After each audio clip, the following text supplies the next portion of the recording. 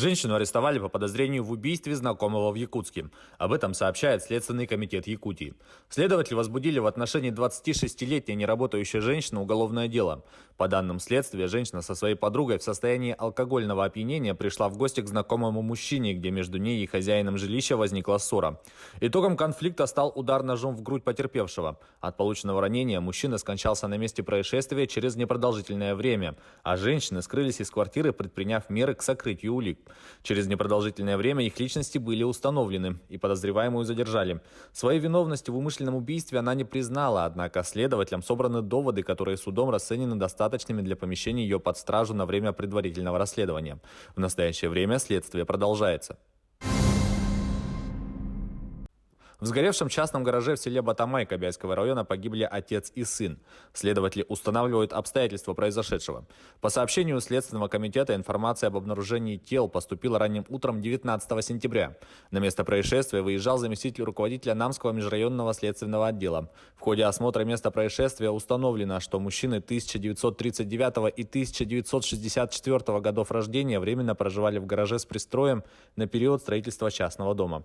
В ходе осмотра изъяты предметы, имеющие значение для установления причины возгорания. Назначена судебно-медицинская, пожарно-техническая и химическая судебные экспертизы. Следователи установили личности избивших мужчину-подростков в Якутске. Инцидент произошел во дворе жилого дома, расположенного по улице Якова Потапова в столице республики. В Следственном комитете сообщили, что личности молодых людей установлены. Ими оказались 5 школьников из разных образовательных учреждений в возрасте от 14 до 16 лет. Жертвой юношей стал 53-летний мужчина. Напомню, что следователи начали проверку по размещенной в интернете видеозаписи с избиением пожилого мужчины. 7 квартир повредило огнем при пожаре в жилом доме в Якутске. Пожар произошел в жилом двухэтажном доме по улице Жарницкого. Пресс-служба МЧС сообщила, что огнем повреждены 7 квартир на площади 73 квадратных метра, подъезд на площади 20 квадратных метров и кровля на площади 30 квадратных метров. Кроме того, в результате пожара пострадал 1 человек. Полицейские раскрыли кражу, которая произошла после совместной пьянки. В полицию обратилась пенсионерка с заявлением о краже на сумму 250 тысяч рублей. Как выяснилось, заявительница недавно продала один из своих земельных участков и хранила деньги дома. Подозреваемым оказался 30-летний местный житель, знакомый потерпевшей. Выяснилось, что накануне хозяйка частного дома распивала спиртное в компании гостей. На следующий день она и обнаружила пропажу денег. По словам заявительницы, деньги она хранила у себя в шкафу. Установлено, что злоумышленник воспользовался тем, что женщина заснула. Мужчине за кражу грозит до 5 лет лишения свободы. Онлайн-знакомство привело к ограблению. В полицию поступило заявление по факту открытого хищения 2 сотовых телефонов и 5000 рублей. Установлено, что на одном из сайтов заявитель вел онлайн-переписку с девушками, с которыми впоследствии решил познакомиться. К его удивлению, на запланированную встречу явились 2 агрессивных мужчин, которые отняли все ценное имущество потерпевшего. В результате оперативно-розыскных мероприятий сотрудники уголовного розыска задержали подозреваемых в грабеже. Ими оказались безработный 33-летний уроженец Мегино-Кангаласского района, ранее судимый за кражу, и 30-летний уроженец Чурапчинского района, ранее судимый за грабеж.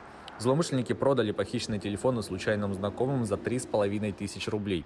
Сейчас в их отношении возбудили уголовное дело, и грабителям грозит срок до 7 лет. Генеральный директор одного из винодельческих предприятий Краснодарского края подозревается в мошенничестве. В его отношении возбудили уголовное дело. В соответствии с программой по развитию сельского хозяйства Краснодарского края сельскохозяйственным товаропроизводителям предоставлялись субсидии на возмещение части затрат на закладку и уход за виноградниками. По данным следствия, в январе прошлого года генеральный директор, а также представитель учредителя договорились украсть деньги из краевого бюджета.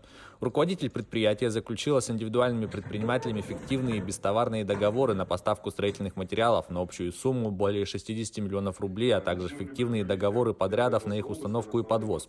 Однако фактически на земельных участках данные работы не выполнялись.